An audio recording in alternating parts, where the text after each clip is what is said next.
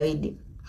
Wanataka kuhalalisha mauaji ya vijana kwa maelfu kwa sababu za ajabu sana. Eti nchi imechomwa, nchi imeungua, nchi imechomwa, nchi imeungua. Eti hicho kiwe kigezo cha kuua watoto wetu kwa risasi za moto kwa wingi kiasi kile. Na sababu kubwa wanasema hawa vijana wametumwa, wanaenda na upepo, wanafuata mkumbo.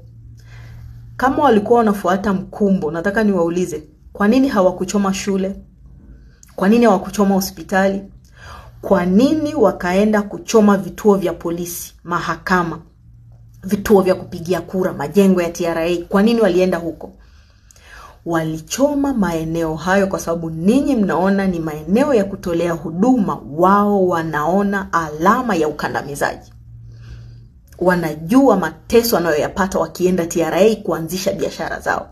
Wanajua kinachowakuta wakiwa polisi, wanabambikizwa kesi za uongo. Mahakamani wanafungwa vijana kwa maelekezo tu. Rais akisema wafungwe, wanafungwa. Walichoma hayo maeneo kwa sababu wao wanaona ndo chanzo cha matatizo yanayoendelea katika nchi. Na hawajafanya vijana wa Kitanzania peke yake, wamesoma historia. Hao ni wasomi wa vyuo vikuu sehemu kubwa. Wanajua namna ambavyo Algeria ilijiondoa kwa Mfaransa, walitindua barabara, wakavunja madaraja.